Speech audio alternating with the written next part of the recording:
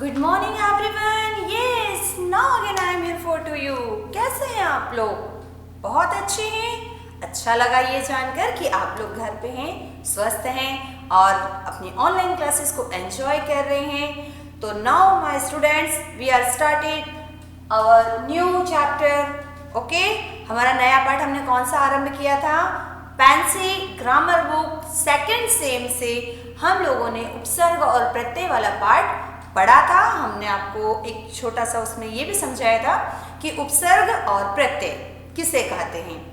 उपसर्ग मतलब वो छोटे वाले शब्दांश जो कि किसी भी शब्द के आगे लगते हैं और एक नया शब्द बनाते हैं। जैसे हार, हार में अगर मैंने लगाया उप तो क्या बन गया? उपहार, मतलब वो हार से सीधा गिफ्ट बन जाता है। उसी तरह से प्रत्यय, प्रत्यय वो शब्दांश होते हैं बेटा, वो छोटे छोटे शब्द होते हैं जो किसी शब्द के पीछे जुड़ते हैं और उस शब्द को नया शब्द बना देते हैं। जैसे दूध के पीछे लगाया वाला तो बन गया दूध वाला। है ना आसान? हमने आपको लास्ट में एक चीज और समझाई थी कि उपसर्ग आगे शब्द के, प्रत्यय पीछे शब्द के, यानी शब्द के आगे और पीछे लगते हैं। आगे लगा तो उपसर्ग, पीछे लगा तो प्रत्यय, और है तो दोनों शब्दांश ही। शब्दांश यानी कि छोटे छोटे शब्द। तो आज हम लोग अपनी हिंदी की कक्षा में क्या करने वाले हैं? इस पाठ के आधार पर हमें जो अभ्यास प्रश्न दिए गए हैं वे हम आरंभ करेंगे। सभी बच्चे जल्दी से अपनी पुस्तक निकाल लीजिए, हाथ में पेंसिल ले लीजिए और पेज नंबर 146 और 147 ओपन कर लीजिए। ठीक है? यस, अब क्या करेंगे? चलिए पहली एक्सरसाइज हम शुरू कर रहे हैं। पहली एक्सरसाइज हमें क्या दी गई है बेटा? सही विकल्प। सही विकल्प हम कैसे करेंगे? देखिए, पहले तो हम यह डाल देते हैं क्योंकि आपके पास तो जगह है और आपको दिया भी है। क वाला वाक्य, जो शब्दांश शब्द से पहले आकर अर्थ में परिवर्तन कर देते हैं, आगे आया है बेटा तो वो क्या कहला जाएगा? साधारण सी बात है, उपसर्ग। तो अ वाले विकल्प को सही का निशान लगा दीजिए। ठीक है? हाँ, दूसरे वाले विकल्प पे तो फिर हमें जाना ही नहीं है क्योंकि शब्दांश शब्द से पहले आ गया, आगे आया यानी कि उपसर्ग। प्रत्यय हो गई नहीं और तीसरा विकल्प इनमें से कोई नहीं, वो तो बिल्कुल ही गलत है। फिर ख, उपकार शब्द में कौन सा उपसर्ग है? उप, आगे उपसर्ग पूछा है तो हमारा उपसर्ग कौन सा है? उप। और वह वाला विकल्प कौन सा नंबर पे दिया है? ब नंबर पे। तो ब वाले विकल्प को सही कर लीजिए। ठीक, अब तीसरे वाक्य में क्या कहते हैं? जो शब्दांश शब्द के बाद में आकर, शब्द के बाद में आ रहे हैं और शब्द की विशेषता बता रहे हैं तो साधारण सी बात है वह प्रत्यय होते हैं, तो हमें अन्य विकल्प पर जाने की आवश्यकता ही नहीं है। रूपवान शब्द में से प्रत्यय बताना है। प्रत्यय हमेशा पीछे से लगता है तो रूप तो हो ही नहीं सकता, पव भी नहीं हो सकता। हाँ, वान अवश्य हो सकता है, तो स वाले विकल्प को सही कर दीजिए। फिर पराधीन में उपसर्ग, बेटा उपसर्ग बताना है, यानी पराधीन शब्द में आगे कौन सा शब्द जुड़ा है? पहला धीन वो तो पीछे है, परा वो आगे है, इसलिए वह सही है, और दोनों तो हो ही नहीं सकता, है ना? फिर हमें दिए गए बेटा प्रश्न उत्तर। चलिए प्रश्न उत्तर हम लिख लेते हैं। अभ्यास प्रश्न 2। ठीक है? अभ्यास प्रश्न 2 में उपसर्ग किसे कहते हैं? चलिए उपसर्ग की परिभाषा हम बहुत सरल शब्दों में लिख देते हैं। उत्तर नंबर क, जो शब्दांश क्या करते हैं बेटा? किसी शब्द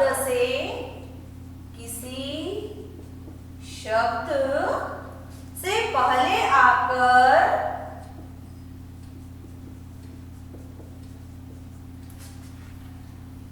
लाइन सीधी, अक्षर सुंदर, पेंसिल अच्छे से शॉर्प की हुई, उसके अर्थ में परिवर्तन, अर्थ में परिवर्तन कर देते हैं, परिवर्तन कर देते हैं। उन्हें क्या कहते हैं? उपसर्ग कहते हैं। उपसर्ग। बार बार आप उस शब्द को जब बोलेंगे बेटा तो आपको यह शब्द बड़ी आसानी से याद हो जाएगा। ख नंबर का वाक्य देखिए बेटा, सॉरी प्रश्न देखिए। ख वाले प्रश्न में उन्होंने हमसे पूछा है कि कोई 5 उपसर्ग के नाम लिखिए। तो 5 उपसर्ग हम कौन से लिख रहे हैं? आपको बहुत सारे पुस्तक में दिए हैं, आप कोई से भी उसमें से अपने पसंद से लिख सकते हैं। तो हम कौन सा लिख रहे हैं? देखिए 5 उपसर्ग जो मुझे अच्छे लगे। एक तो कु उपसर्ग बहुत प्रयोग होता है, एक अधि उपसर्ग ये भी बहुत प्रयोग होता है, फिर एक होता है अप, यह भी बहुत प्रयोग होता है, एक होता है प्रति, है ना, एक उपसर्ग है आपका निरा, निराधार। ठीक है, तो ये तो हमारी इच्छा अनुसार थे। आपको यदि और भी कोई अन्य उपसर्ग अच्छे लगे तो आप वो लिख लीजिएगा। उत्तर नंबर ग। उत्तर नंबर ग में हम क्या करेंगे? पहले प्रश्न पढ़ेंगे। प्रत्यय किसे कहते हैं? सरल शब्द में प्रत्यय की परिभाषा। जो शब्दांश शब्दों के अंत में आकर, शब्दों के अंत में आकर या लगकर उसके अर्थ में परिवर्तन या विशेषता लाते हैं, या विशेषता लाते हैं,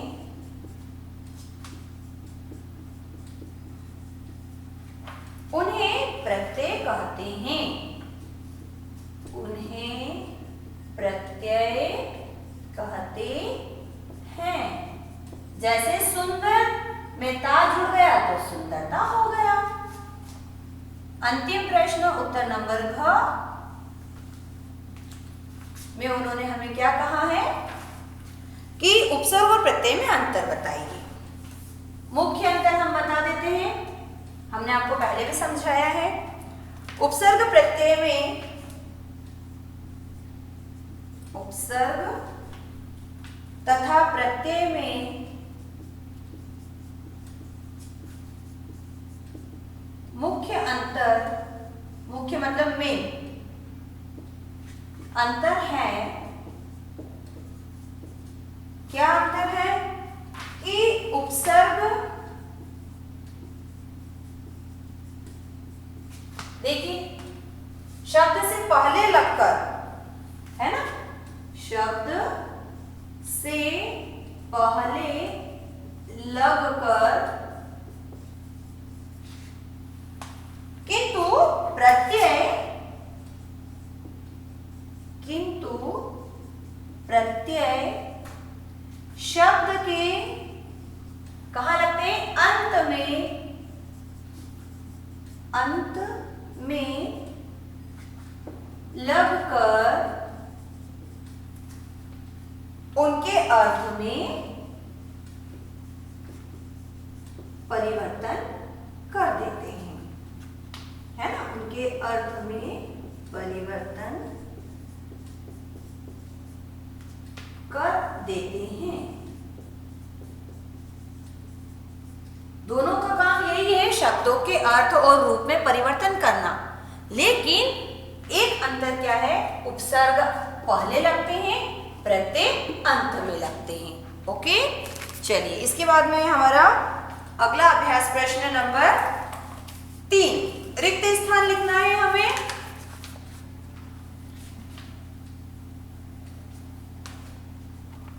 रिक्त स्थान में देखिए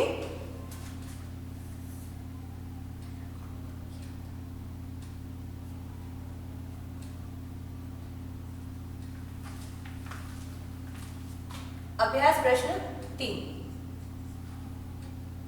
पहला रिक्त स्थान हम कर रहे हैं बेटा।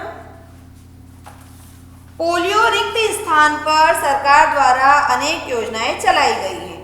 अभिमान या अभियान, अभिमान का मतलब होता है गर्व करना, तो वो तो नहीं हो सकता है। हाँ, पोलियो अभियान होता है। अभियान मतलब कि कोई एक लंबा कार्यक्रम। ठीक है, फिर अगला वाला क्या दिया है देखिए। हाँ, गणेश जी ने अपने माता पिता की रिक्त स्थान कर प्रथम स्थान प्राप्त किया। क्या किया था उन्होंने? परिपूर्ण किया था या उनकी परिक्रमा की थी? किसी के आसपास घूमना क्या कहलाता है? परिक्रमा। तो सही रिक्त स्थान क्या होगा? परिक्रमा। विद्यार्थियों को सत्संगति करनी चाहिए और रिक्त स्थान से बचना चाहिए। कुमार्ग से बचना चाहिए। मार्ग तो चलने के लिए होता है, तो करने के लिए क्या होती है? कुसंगति। कुसंगति। घ वाला देखिए बेटा। लक्ष्मीबाई ने यह जान लिया कि युद्ध में रिक्त स्थान की कोई संभावना नहीं थी। क्या जान लिया था? युद्ध में जय की संभावना नहीं थी या पराजय की? क्योंकि हम लोग क्या ले रहे हैं यहाँ पर? उपसर्ग या प्रत्यय। तो जय जो है वो एक सामान्य शब्द है बेटा, तो हम यहाँ पर उपसर्ग वाला शब्द ले रहे हैं पराजय। उसको ये लगा था कि वो जीत जाएगी, लेकिन अंत में क्या हुआ? कुछ परेशानियों की वजह से वह नहीं जीत पाई थी। आज के वैज्ञानिक युग में कोई भी बीमारी लाजवाब नहीं है। सब बीमारियां खराबी होती है, हाँ, मगर लाइलाज नहीं है, यानी सबका इलाज है। ठीक है, इसके पश्चात है बेटा हमारा अभ्यास प्रश्न 4। ठीक है, अभ्यास प्रश्न 4 में हमें कुछ उपसर्ग दिए गए हैं और उनसे हमें क्या करना है? 3-3 शब्द बनाना है। तो इनसे बनने वाले 2 शब्द मैं आपको लिख कर दे रही हूं और तीसरा उनसे जो भी शब्द बनता है वे आप स्वयं बनाएंगे बेटा। ठीक है, क्योंकि सब टीचर ही कर देंगे तो फिर पता कैसे चलेगा कि आपको समझ में आया। जैसे अब है बेटा, तो अब से 2 शब्द क्या बनते हैं? एक तो पहला शब्द अपशब्द है ना, और दूसरा क्या बन जाएगा? अपमान। और तीसरा शब्द आप बनाएंगे। ख नंबर पर देखिए बेटा, उप मतलब हम ये जो शब्द बना रहे हैं उपसर्ग वाले, उसमें हमको जो उपसर्ग दिया है वो जो भी हम शब्द बनाए उसमें आगे आना चाहिए। उप को लेकर होता है उपहार, है ना, फिर होता है उपवन। तो इसी तरह कोई एक तीसरा शब्द आपके पास भी होगा। फिर ग वाला उपसर्ग शब्द दिया है परा। ठीक है, परा। पहला होता है पराधीन, अधीन और पराधीन। फिर होता है पराजय। तीसरा लाइक दैट पराक्रम आप बना सकते हैं। घ नंबर पर हमें दिया गया है शब्द अधि।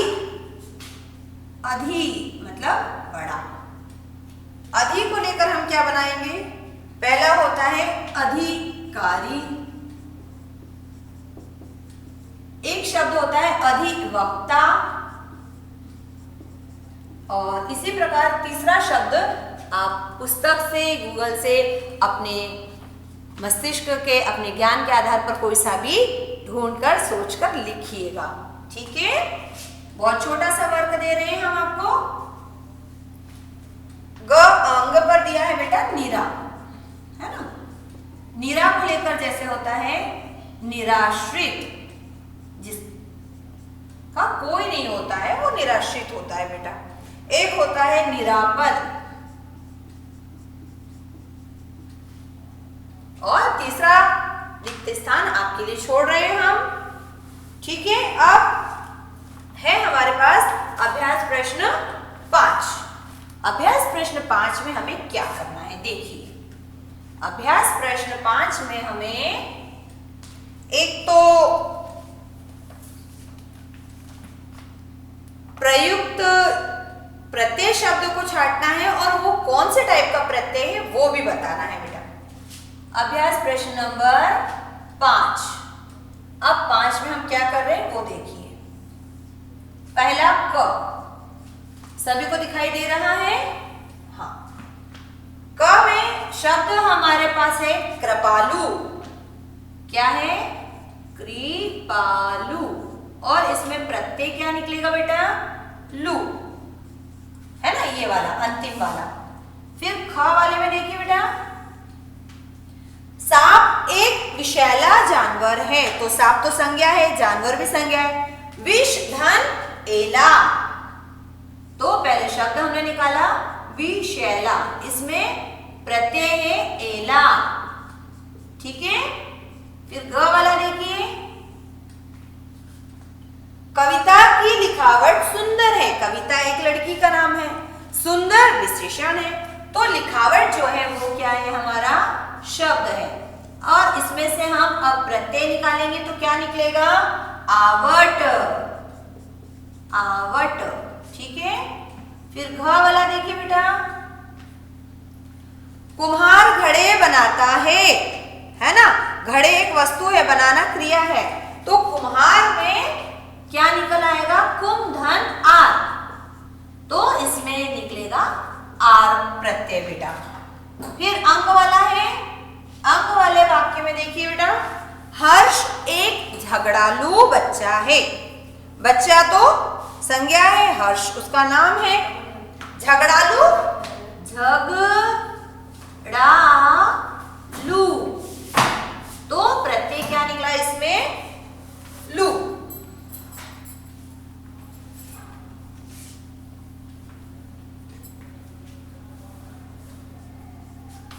अंतिम है च नंबर का,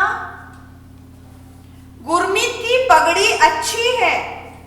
गुरमीत जो है वह एक बच्चे का नाम है बेटा। पगड़ी अच्छी है, तो पग धन ड़ी, पग ड़ी में कौन सा निकला? ड़ी। ठीक है, अब आप कहेंगे मैम ये हमारी पुस्तक में तो नहीं दिए गए हैं जो प्रत्यय दिए।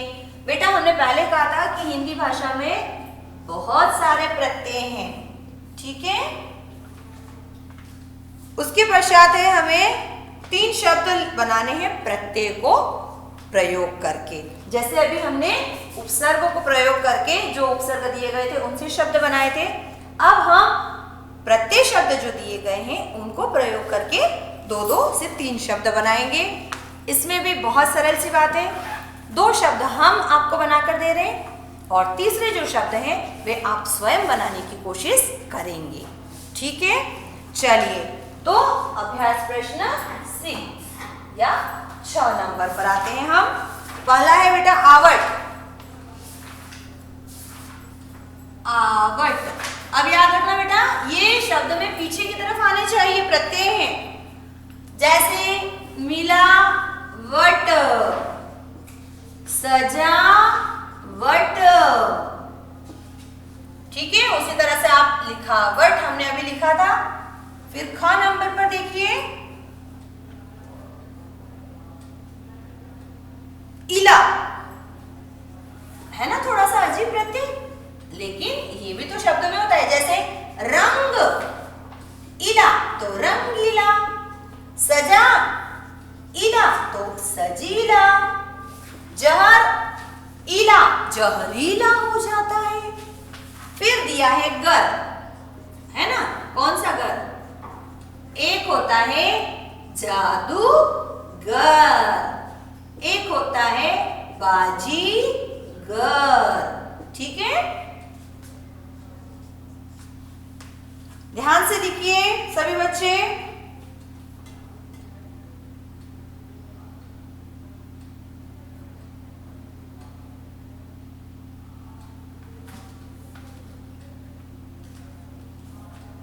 इसके पश्चात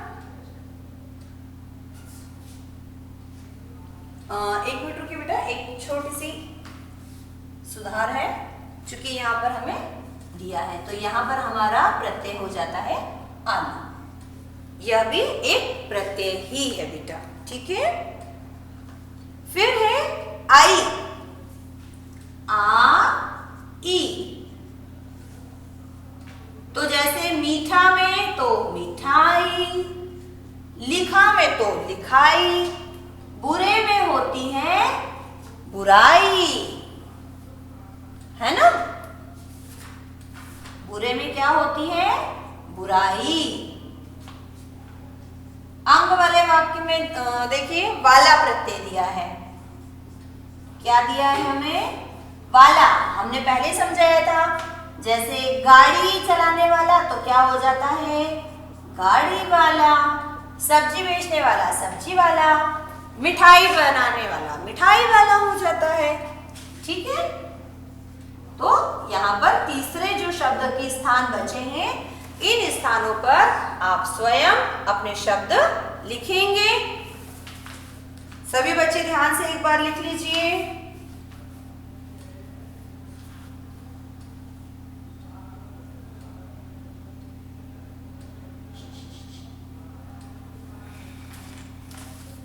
ठीक है बच्चों, तो आज हम लोगों ने उपसर्ग और प्रत्यय वाले पाठ का अभ्यास प्रश्न लेखन का कार्य समाप्त किया है। और इस पाठ को पढ़ने और करने के बीच में भी इसके बाद यदि आपको किसी तरह की कोई परेशानी आती है तो आप सीधे मुझसे संपर्क कीजिए। हम आपकी हर क्वेरीज को कंप्लीट करेंगे, आंसर देंगे। तो अगले लेक्चर जब हम लेंगे तब तक के लिए आप अपने जीवन में, अपने वाक्यों में उपसर्ग प्रत्यय को थोड़ा थोड़ा प्रतिदिन उपयोग करते रहिए, जिससे कि हमने जो पढ़ा है बेटा वो वाकई में हमें समझ में आ जाए, ठीक है। तो अगली बार हम फिर मिलेंगे, तब तक के लिए सभी बच्चे घर में रहेंगे, सेफ रहेंगे, बड़ों का कहना मानेंगे। Bye bye.